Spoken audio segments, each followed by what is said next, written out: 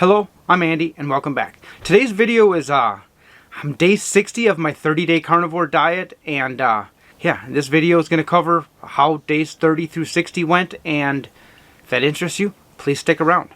Quick recap, carnivore diet is an elimination diet. It's taking all the things out of your diet other than meat, dairy, and yeah, meat and dairy basically.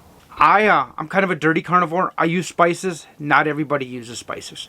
But meat, eggs, and dairy are the main three staples of a carnivore diet. I'm going to talk about poop a lot in this video too, just so you now know.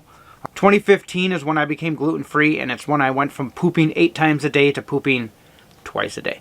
I am very intolerant to gluten. If I eat something that is packaged in a facility that also handles, I will have 5 to 7 days worth of diarrhea. If I went and had one beer or one slice of pizza, I'm looking at 7 to 10 days of diarrhea. That made this diet maybe easier for me because I already had the pasta, the bread, none of that stuff's in my diet. But yeah, it's just I decided to do the carnivore diet to cut everything else out to see if anything else was affecting me. I don't think anything else is affecting me. I feel as good now as I felt then, or as bad now. I don't really feel bad. I feel really good though on the carnivore diet. I have stable energy all day. I get hungry, but I don't have any ups and downs of crashes. It's an amazing feeling being on the carnivore diet, body-wise. And if you can handle eating the same thing every day, it's, like I said, I'm 60 days into my 30-day carnivore diet journey, and I see myself going out to 90 days. I am going to cheat this month, though. I am going to either have a burger or I'm going to have gluten in my cheat, too, and I'm going to see how it affects me. I'm off topic here. Let me get back on track. So let's just talk about day 31 through day 60 here. What I've eaten on day 31 through day 60 is a lot of bacon, a lot of hamburger, I think a steak. I don't think I had any fish this month. I had a lot of dairy this month. I did not have much dairy the first month. This second month, I've been eating a lot of cottage cheese, the 4% small curd cottage cheese. And I realized I was buying a 16-ounce tub, and it was not lasting 2 days. I'd buy 2 tubs, and it would last about 3 days. So I was eating like 12 ounces of cottage cheese a day. I also noticed that during month 2, I did not lose nearly the weight that I lost in month 1. Month 1, I lost 16 pounds, I think it was. I started at 218, I ended at 202. Month 2, I started at 202, I ended at 198. It was stable drop. I mean, I'd be up and down a pound, but it was a stable drop all month. It was no crash and back up. There was no up and back down. It was just, oh, look at that. I'm 202 today. I'm 201. I'm 202. I'm 201. I'm 200. I'm 201. You get the point. It just kind of slowly went down, as the month went on. I was weighing myself first thing in the morning to keep it as accurate as I could, and I am at 198 right now, which is, even losing 4 pounds a month, I'm 3 or 4 months away from the mid 180s where I want to be. Yeah, I don't know. But that, like I said, I ate a lot more dairy. I cut the dairy out. I cut the dairy out probably like day 58, 59. I decided, you know what, my gains this month are not what I wanted them to be. I'm going to cut the dairy out and see what my gains go. Yeah, I'm still going to eat cheese on my hamburgers, but I'm not going to eat the cottage cheese. I'm not going to eat a tub of cottage cheese a day. And but we passed the Chinese restaurant yesterday, and man, it was really, I would have went in if Nancy said, yeah, let's go, because she was hungry. We were on our way to Walmart to get some food to bring back to the house to cook. And if she would have said, let's have Chinese buffet, I would have been on day 62. So I kind of, 61. Yeah, today's 63. Yeah, day 62. So I would have, I feel like I'm going to cheat one day this month. I don't need to do it on the second day of the month. But there is going to be a cheat day in month 3. Month 2, no cheats. Month 1, no cheats. I've done really well. Like I said, I'm dirty carnivore. I am using spices. I'm using a small bit of this Southern lipstick, it's called. It's like a barbecue sauce with about half the sugar to just less than half the sugar of every other barbecue sauce out there. And yeah, I need condiments. I use sour cream. Sometimes just a dollop of sour cream is all you need for your hamburger too. Lots of hot sauce. I'm a dirty carnivore. But I do not believe the nightshades affect me. So the hot sauces and the barbecue sauces with the tomatoes and peppers, I don't see any effect. My poop this month, been the best month of pooping in my adult life, I think. Like I said, I was gluten intolerant for years. I was pooping 7, 8, 9 times a day, and that just was my normal. I realized pooping 8 times a day isn't normal, but it was normal for me, and I just had a routine set up around it. I knew when I could always run to a bathroom, and I always used those times. I didn't think, oh, I can hold it till. Nope, it was, you better go when you have the time to go, and it's really nice not having to even think about that. And this past month, not even thinking about it. I'm eating 3 to 4 strawberries a day, and it's kept me as normal as I've ever been my adult life. It's pooping once a day. There was a couple days I didn't poop, and there might have been a day or two I pooped twice. But it's like once a day pooping, just the best. Still slimier than normal. I wipe a couple more times than I used to have to. But digestively, my digestive system is better this month 2 than it was in month 1, and better than it's been my whole adult life.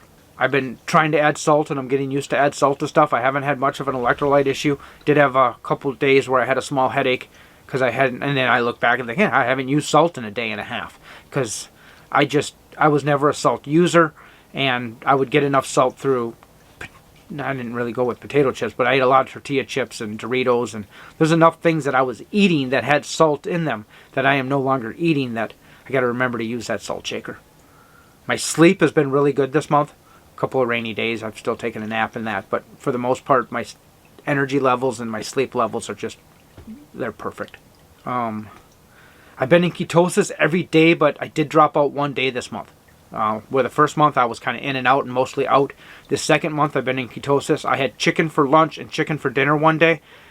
I did not add any fat to that day, and I dropped out of ketosis the next day, but just barely out of it. I made sure I had bacon in that day. Next day went back down to whatever undetectable or whatever the doesn't change mark is on the strip, and I've stayed in it every day since. Like I said before, I don't know if staying in ketosis matters. I don't know if staying in ketosis is important. I have stayed in ketosis all month. I lost 4 pounds. I feel great. Like I said before, I'm going another 30 days. I'm going another 30 days for a couple of reasons. One of those reasons is I feel great. Why would I change? Okay, I'll tell you the reason I change. I feel great. I really like this diet. I'm a kind of person that could eat the same thing day in and day out every day and be pretty happy with it. Nancy is not one of those people. Nancy's been angry. Angry might not be the right word. Annoyed. She's annoyed at me right now when she gets hungry at night, and she doesn't want to just have the chicken or just have the burger. She wants to have sides, and she misses sides, but she doesn't like leftovers. So usually I would eat the leftover potatoes or the leftover corn or the leftover whatever sides were with our protein. I usually ate the leftovers the next day, and she doesn't want to waste food, so we've just gone without the sides. And I don't miss the sides. I miss them a little bit, but I don't miss the sides, and she does. So if there was probably the hardest part about this diet for me is that I don't live in a bubble by myself, and a lot of things are a lot easier to cook for multiple people than someone by themselves. So there's things that she has made herself some gluten-free pastas and some pasta that's imported from Italy. She bought online that doesn't affect her like gluten here does. But once again, I'm off topic. But it's not really. The sustainability of the diet is I'm going to do it for another 30 days. I'm going to cheat once in this 30 days. I don't know how sustainable it is forever.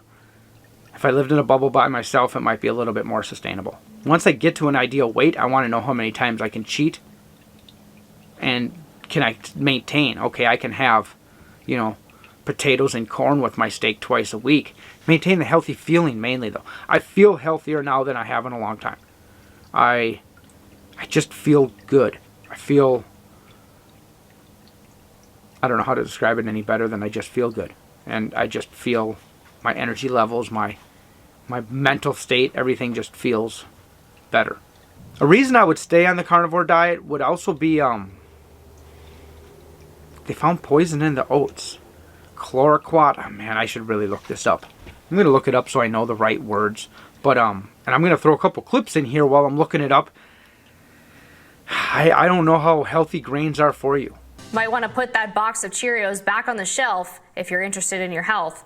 A staggering 4 out of 5 Americans are being exposed to a dangerous chemical linked to reduced fertility, altered fetal growth, and delayed puberty. Those chemicals are reportedly on a huge number of popular oat-based foods in America, including Cheerios and Quaker Oats. In a study of the chemical chlormequat, sorry if I mispronounced that, published in Nature magazine, Cheerios are poisoning us, and they're making us gay. Puberty blockers, infertility. I don't know. It is giving Alex Jones making the frogs gay to me, but it seems it's very real. 80% of Americans have been exposed to this in some way. It's time we examine our global supply chain and have the FDA and the EPA actually do their jobs and make sure our food is safe. There's a reason why people go to Europe and they're like, I felt great. I had so much energy. I felt so healthy. And then they come back home to the United States, start eating our food and start to feel bad again. There's poison in the Cheerios. So yeah, it makes sense. Kellogg, who is now pushing cereal for dinner as a way for cash-strapped families to feed themselves as they struggle in paying for the grocery store. Here's what he had to say. Some of the things that we're doing is first messaging. We got to reach the consumer where they are. So we're advertising about cereal for dinner. If you think about the cost of cereal for a family versus what they might otherwise do, that's going to be much more affordable. Cereal for dinner is something that is probably more on trend now, and we would expect to continue as that consumer is under pressure. As that consumer is under pressure. Anyone else catch the palatial Florida arc? I could spot it from a mile away. You think Gary's giving his kids cereal for dinner? You see the palm tree? Don't think so. I don't know how healthy grains are for you. In fact, I'm going to step back a step and talk about my gluten intolerance. And I started becoming gluten-free. I started becoming really gluten intolerant and really going to the bathroom a lot, like probably 2007. That's really when my bathroom issues were probably, that's when I noticed. Looking back on it, that's when I can go back and say, yep, when I worked at SISU, it was an issue. I can go back before then and say, when I worked at Village, I would go at work and I'd go at home, but I was only going like 2 or 3 times a day. It wasn't 8 times a day. And in 2006 is when they started putting Roundup on wheat. They put Roundup on wheat 7 to 10 days before harvest to kill the plant so it starts drying in the field, so they have less expense in drying the wheat afterwards. The problem is if it doesn't rain in those 7 to 10 days from the time they spray the wheat to the time they harvest the wheat, all that Roundup is now being ground up and put into your wheat.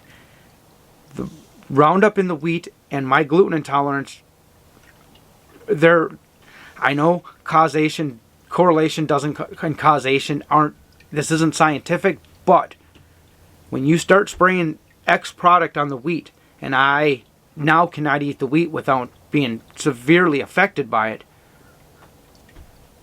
is X product the reason? I wish I could tell you. Now they're spraying this new product on oats. I am not trusting this new product. I am going to now have to stay. I'm staying away from oats. Even if I go back off, I'm not a carnivore diet person anymore. I am no longer eating oats. And that being gluten-free, oats was, I went to oats a lot. A lot of gluten-free foods have oats in them, have gluten-free oats in them. And you want to talk about gluten-free oats? Let's talk about contamination within our food supply. How contaminated is our food supply? If I get affected, I have to buy gluten-free oats because regular oats are always have cross-contaminated me. They can't keep the wheat and the oats separate, packaged in the same facility as. Is this stuff just floating in the air that's affecting me, or are they not cleaning the machines? I really, the whole food supply has me really nervous as time goes on and more news articles come out. But knowing that wheat is spread all over the place on things that don't need wheat on them just because they're made in the same facilities, I think you could clean up between things. I don't think you should have to cross-contaminate that much. I'm glad I don't go into anaphylactic shock. I'm glad I just get, diarrhea for a week. Because, carrying around an EpiPen and find out every time someone puts peanuts in something that doesn't have peanuts in it because someone didn't clean a machine in between something, that'd be a bad day. But either way, poison in the oats is another reason why I'm going to at least go another 30 days on carnivore and probably not go back to oats after I do, if I ever do decide to go off of carnivore. But Dirty Carnivore has done really well for me. Today's video was days 29 through 60. 31 through 60. I feel wonderful. I feel great. I'm going to do this through at least 90 days. I'm going to cheat once in this next 90 days, so I'll let you know what that's like. How long am I out of ketosis? How long does the gluten when I cheat affect me? And yeah, we'll see. But at 60 days in now, I feel great. I don't see myself changing. If you've made it this long into my ramblings in this video, thank you. And until next time, peace.